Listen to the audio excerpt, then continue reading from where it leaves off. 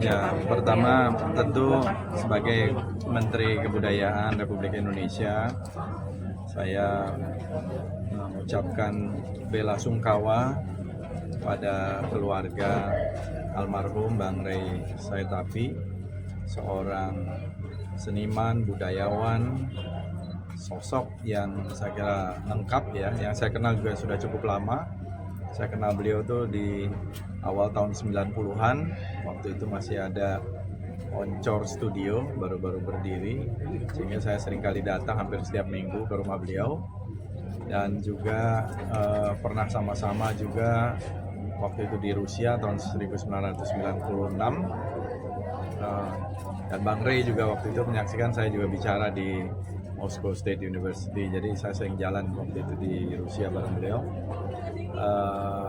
Dan terutama di Oncor gitu, beliau menginisiasi sebuah komunitas teater yang penting pada masa-masa itu dan melahirkan saya kira juga banyak aktor-aktor, seniman-seniman, budayawan, dan tentu kita merasa kehilangan sosok Rey Saetapi, seorang aktor yang saya kira sangat tangguh dan aktingnya luar biasa, prestasinya juga luar biasa. Kita lihat dari film-film pertamanya kalau tidak salah Gadis, yaitu tahun-tahun 1980-an awal, Secangkir Kopi Pahit dan banyak lagi. Bang Rey ini juga saya kenal secara pribadi dan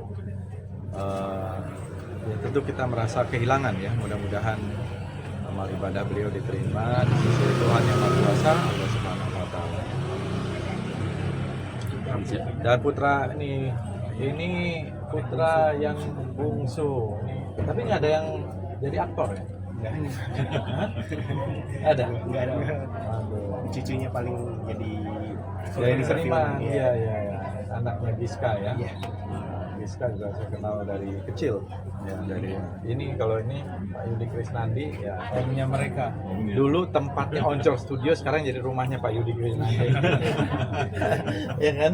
Iya. Ini adiknya Bang Rey. Adiknya Bang Rey.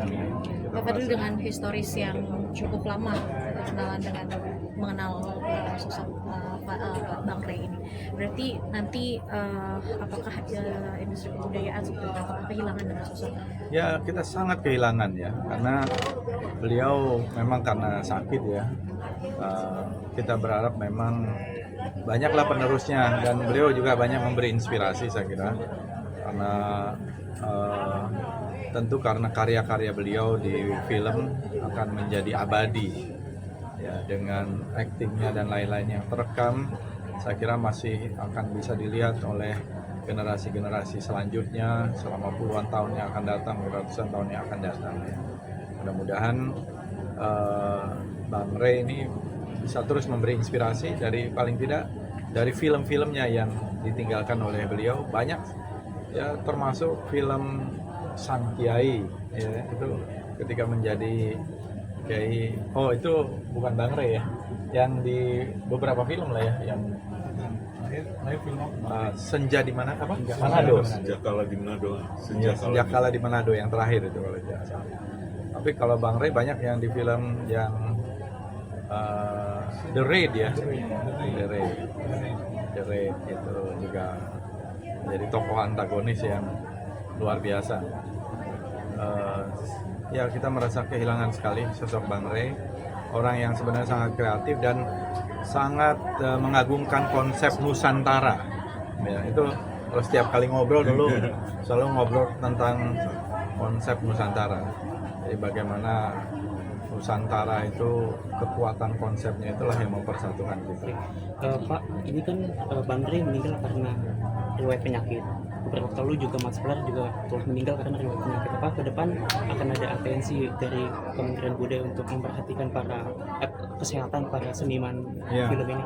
Jadi memang kemarin ini juga dengan Pak Film 6 ya, itu ada workshop dengan BPJS Ketenagakerjaan.